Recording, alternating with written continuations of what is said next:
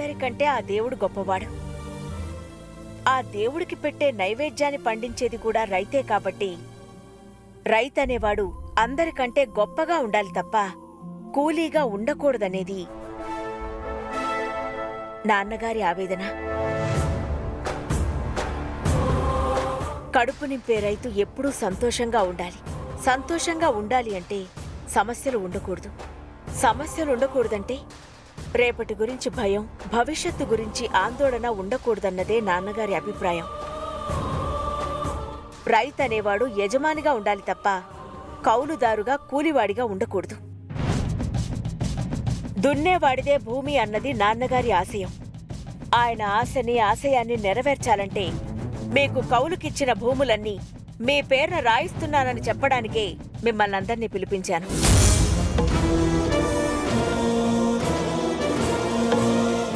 ఈ రోజు నుండి మీరు పండించే భూమికి మీరే యజమానులు.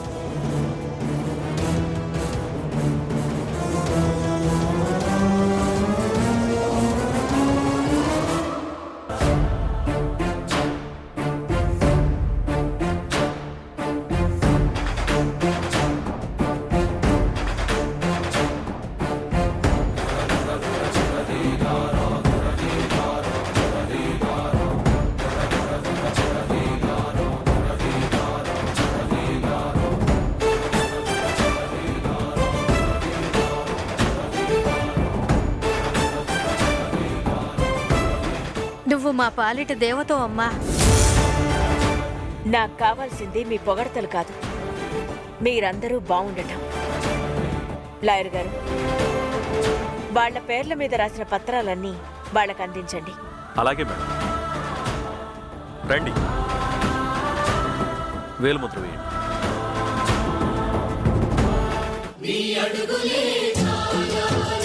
అమ్మా దిక్కుల్ని తొక్కిన నడక చూడు, అమ్మా దిక్కుల్ని దాటిన కీర్తి చూడు, 1000 సూర్యుళ్ళై మెరిసిన శక్తిని చూడు, మనుషుల్లో దేవుడి భక్తుని చూడు.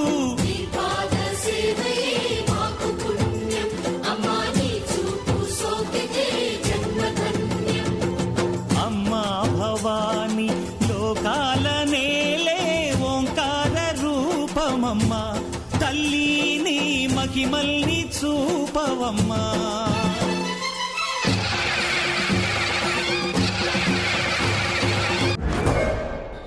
భవాని, సమస్య లేవని చెప్పిన తర్వాత కూడా వాళ్ళకి భూములు రాసివ్వడం అవసరమా? ఆశయాలు నెరవేర్చడం అంటే మన ఆస్తుల్ని దానధర్మం చేయడం కాదు కదా. మనం ఆస్తి పరులు అనిపించుకోవడం కన్నా అందరూ బావున్నారన్న సంతృప్తి చాలా గొప్పదండి.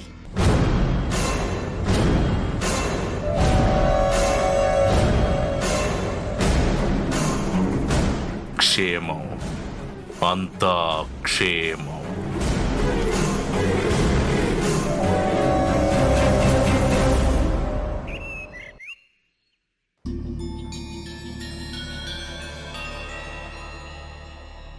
రేయ్, పొలం వెళదాంరా. నేను రాను. ఇంటి దగ్గర కూర్చుని ఏం చేస్తావురా? రా వెళదాం. నేను రానన్నానుగా, మీరు వెళ్ళండి. ఎందుకు రానంటున్నావురా? అబ్బబ్బా, వాడు రానంటున్నాడు కదా, మీరు వెళ్ళండి. మరి నాకు తప్పుతుందా?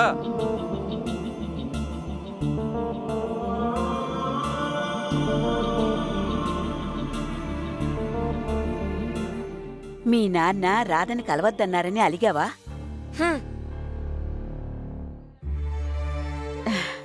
మీ నాన్న మీద ఎందుకు కోపంగా ఉన్నావో నాకు తెలుసు. మీ నాన్న చెప్పిన మాట నాకు కూడా నచ్చలేదురా. ఆయన కోపం వస్తే ఎవ్వరినీ లెక్కచేరు. అందుకే నేను కూడా మీ నాన్నని ఎదిరించి మాట్లాడలేకపోయానురా.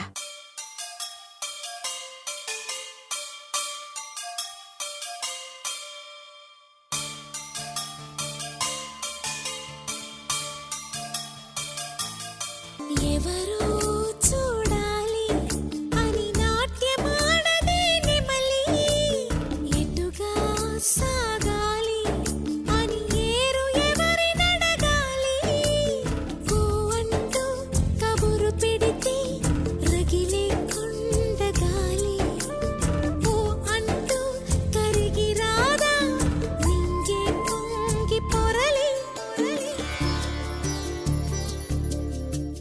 మనుషులు ఉన్నప్పుడు చెప్పిన మాటలు పోయాక నీటి మీద రాతల్లాంటివని నీకు ఆనాడే చెప్పాను. ఈ పెళ్లి జరగదు.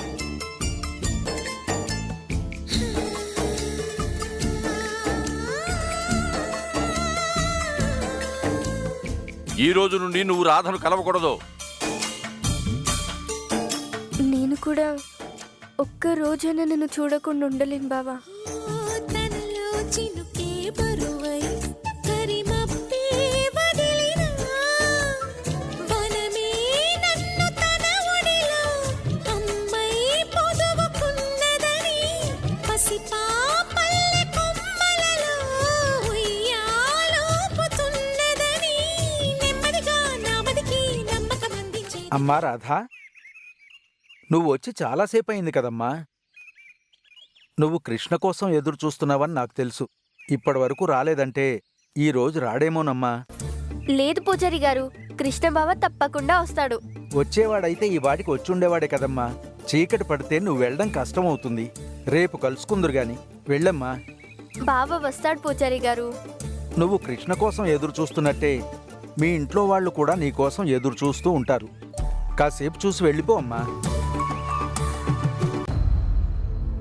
నా కోసం రాధ వచ్చేస్తుంటుంది, నా కోసం ఎదురు చూస్తుంటుంది. నేను వెళ్ళాలి.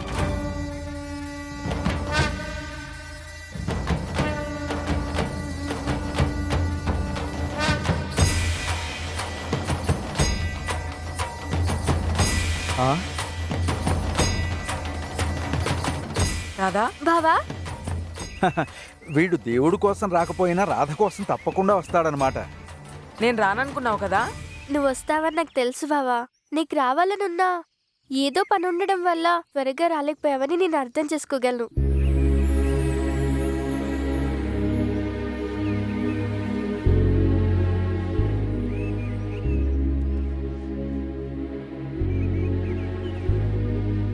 అలా ఉన్నావేంటి బావా? చెప్పు బావా. మనం రేపటి నుంచి ఇలా కలుసుకోవడం కుదరదేమో రాధా. ఎందుకు కుదరదు? నువ్వు నేను రోజు ఇక్కడే కదా కలుసుకుంటాం, ఎందుకు కుదరదంటున్నావు? నాకు అలా అనిపిస్తుంది రాధా. మనం ఎప్పుడు కలిసే ఉంటాం అనుకున్నాం, కానీ అది జరగదనిపిస్తుంది రాధా. నీకలా అనిపించడంలో ఆశ్చర్యం లేదురా. ఏమంటున్నారు పూజారి గారు? ఆ రాధాకృష్ణులు ప్రేమికులుగా ఉండిపోయారే తప్ప వాళ్ళిద్దరూ కలిసి ఉండలేదమ్మా. మీరిద్దరూ రాధాకృష్ణులే కాబట్టి మీరు కూడా వాళ్ళలాగే కలిసి ఉండరేమో.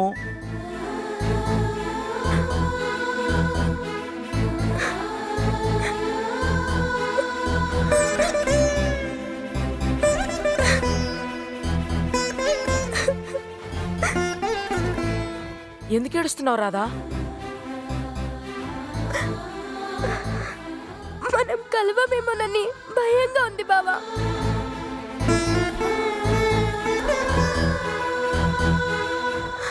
చెప్పు బావా, మనం కలవమా? నిజంగానే విడిపోతామా? ఆ రాధాకృష్ణులాగే మనం కూడా కలవకుండా ఉండిపోతామా? చెప్పు బావా, చెప్పు బావా, మనం కలవమా?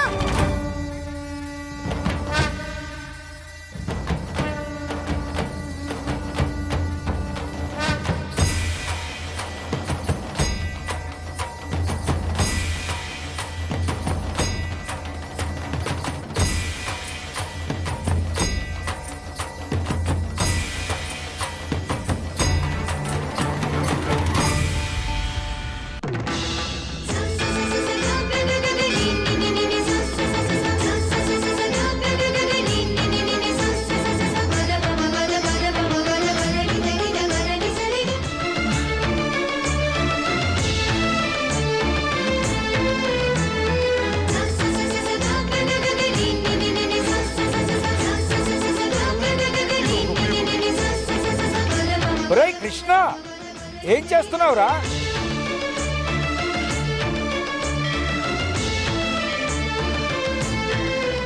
తీసుకో.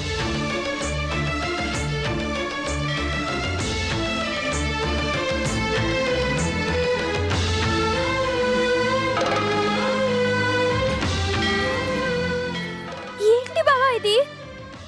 ఆ రాధాకృష్ణులు కలవలేదేమో గాని మనం ఎప్పుడూ కలిసే ఉండాలి రాధా.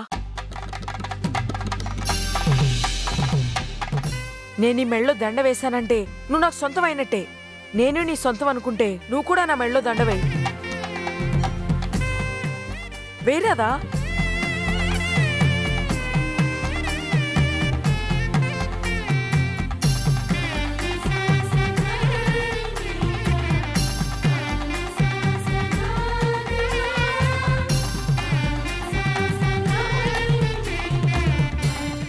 ఒరే కృష్ణ, నువ్వేం చేసావో నీకు అర్థమవుతోందా? ఎంత పని చేసావురా? దండలు మార్చుకోవడం అంటే ఏమనుకుంటున్నావురా? మీ ఇద్దరికి పెళ్ళైపోయినట్టే. పెళ్లి చేసుకోవాలనుకునే వాళ్లే ఇలా దండలు మార్చుకుంటారా? నాకు తెలుసు పూజారి గారు, చాలా పెళ్లిళ్లలో పెళ్లి కొడుకు పెళ్లి కూతురు దండలు మార్చుకోవడం చూశాను. అందుకే నేను నా రాధ మెడలో దండ వేశాను. మేం దండలు మార్చుకున్నాం కాబట్టి మా ఇద్దరికి పెళ్ళైపోయినట్టే లెక్క.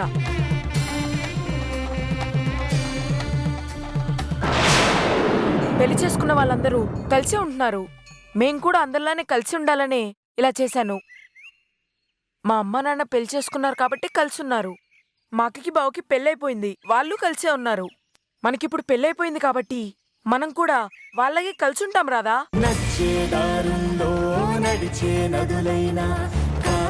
మనకిప్పుడు పెళ్ళైపోయింది. ఇప్పుడు మనల్లా దేవుడు కూడా విడదీయలేడు.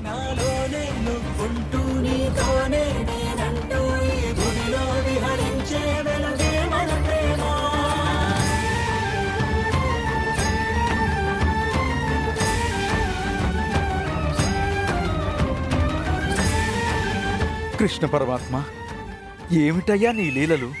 మీ రాధాకృష్ణులు పెళ్లి చేసుకోకుండా ప్రేమికులుగానే ఉండిపోయారు కాబట్టి ప్రేమించుకున్న వాళ్ళెవరూ మీకులా విడిపోకూడదని నువ్వు వీళ్ల మనసుల్లో దూరి ఇలా చేసావా స్వామి? జరిగింది, జరుగుతున్నది, జరగబోయేది అన్నీ తెలిసిన సర్వాంతర్యామివు నువ్వు. వీళ్ళిద్దరినీ ఆశీర్వదించు స్వామి.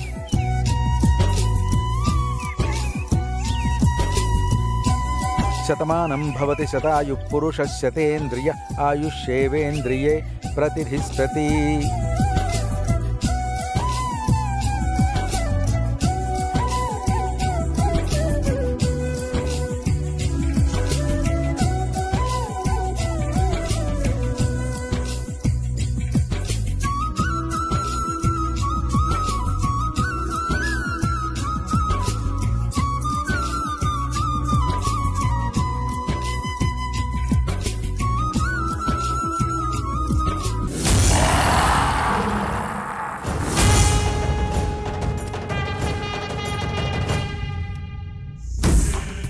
భర్తవైన నీగ్గాని అత్తనైన నాగ్గాని ఒక్క మాటైనా చెప్పకుండా కౌలు చేసుకునే కూలీ వాళ్లకి భవానీ భూములు రాసివ్వడమేంట్రా? వాళ్ళ నాన్న ఆశయాలను నెరవేర్చాలని ఈవిడి గారు కంకణం కట్టుకుందట. అందుకే దాన ధర్మాలు చేస్తుందట. చచ్చిన వాడి ఆశయాల కోసం ఆలోచిస్తే బతికున్న వాళ్ళకి ఏం మిగలకుండా పోతుంది. గొప్పల కోసం ఆస్తులు పంచుకుంటూ పోతే ఆ తర్వాత మనం మరొకరి దాన ధర్మాల మీద ఆధారపడాల్సొస్తుంది. ఈ మాట అడగడానికి వద్దని చెప్పడానికి నువ్వుంటే బాగుండేదమ్మా. నేను లేకపోయినా నువ్వున్నావుగా. భర్తగా నీ భార్యని ప్రశ్నించే హక్కు, వద్దని చెప్పే అధికారం నీకున్నాయి కదరా. ముందుగా తెలుసుంటే తప్పకుండా అడిగేవాణ్ణి. జనాల ముందు కూర్చున్న తర్వాత భవానీ నిర్ణయం తెలిసిందే. జనం ముందు అడిగితే భార్యది దానగుణం, భర్తది పిసినార్తనం అనుకుంటాను. అదే నువ్వు అడిగితే పెద్దరికం అనుకుంటాను. కడుపు మండినవాడు కాళ్ల దగ్గర పడుంటాడు, కడుపు నిండినవాడు కాళ్ల మీద కాళ్ళేసుకుని కూర్చుంటాడు. ఊరి జనాల్ని యజమానులు చేస్తే మన మాట ఎందుకు వింటారో, మనకెందుకు గౌరవం ఇస్తారో? అసలు వాళ్ళకి మనకి తేడా ఏముంటుంది? ఇప్పటికైనా మించిపోయింది లేదురా. నువ్వు నీ భార్య నిర్ణయాల్ని ప్రశ్నించకపోతే ఈ జమీందారీ వంశానికి వారసుడిగా కాకుండా కేవలం భవానీ భర్తగానే మిగిలిపోతా.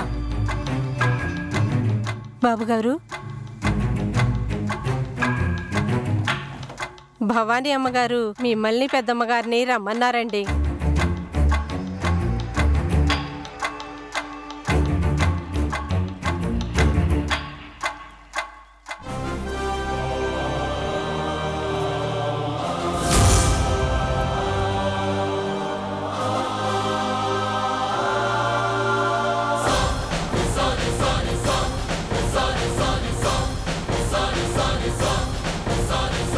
నమస్కారం నమస్కారం బాబు గారు. క్షేమం, అంతా క్షేమం. కూర్చోండి.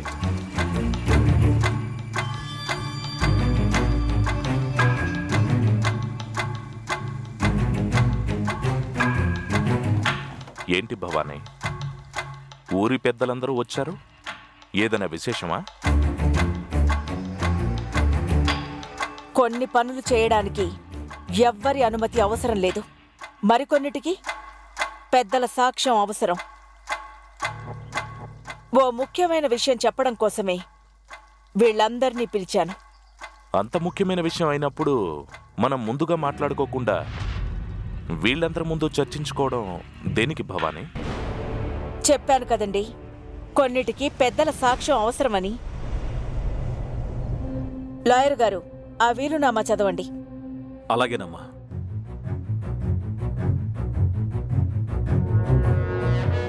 స్వర్గీయ శ్రీ జమీందారు భూపతి నాయుడు గారు తన తదనంతరం సూర్యవంశానికి సంబంధించిన ఆస్తులన్నిటిపై సంపూర్ణ అధికారాన్ని తన పెద్ద కుమార్తె అయిన భవానీ గారికి కట్టబెడుతూ వీలునామా రాశారు.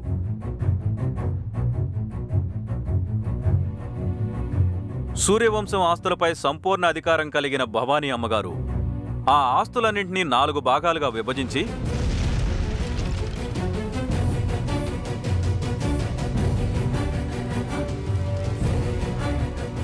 ఎవరెవరికి ఏ భాగం చెందాలో వివరిస్తూ వీలునామాలో రాయించారు.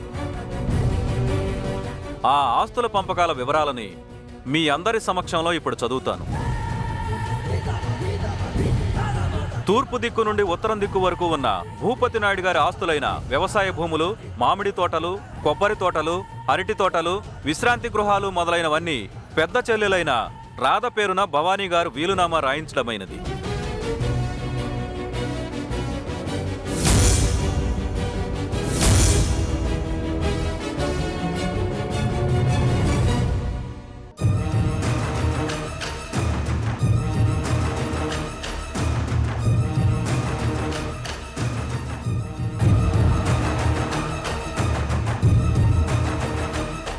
ఉత్తర దిక్కు నుండి పడమర దిక్కు వరకు ఉన్న పత్తి చేలు, మిరప సాగు, పొగాకు తోటలు, చెరుకు తోటలు, పంట కాలువలు తదితర ఆస్తులన్నీ తన రెండవ చెల్లెలైన దివ్యకు చెందేటట్లుగా భవానీ అమ్మగారు వీలునామా రాయించారు.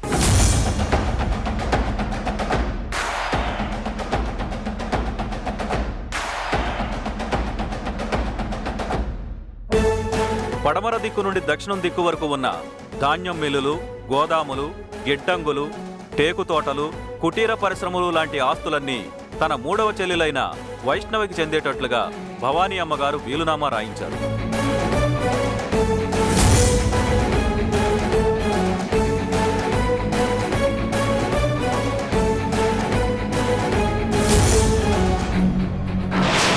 లాయర్ గారు, ఈ ఆస్తి పంపకాలు చెల్లవు.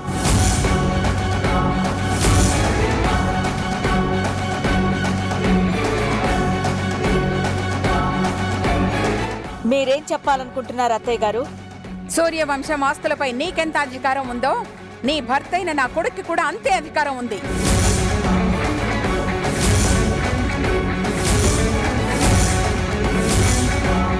నీ పేరున ఉన్న ఆస్తులు నీకు, నీ భర్తకి, నీ పుట్టబోయే పిల్లలకి తప్ప నీ చెల్లెళ్ళకి చెల్లవు.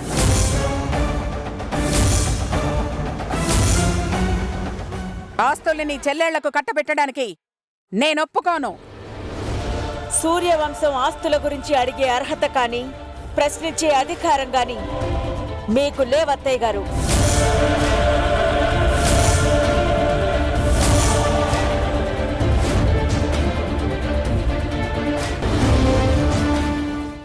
సూర్యవంశానికి సంబంధించిన ఆస్తులు మా నాన్నగారి స్వార్జితం తప్ప నా భర్త అయిన మీ కొడుకు కష్టార్జితం కాదు.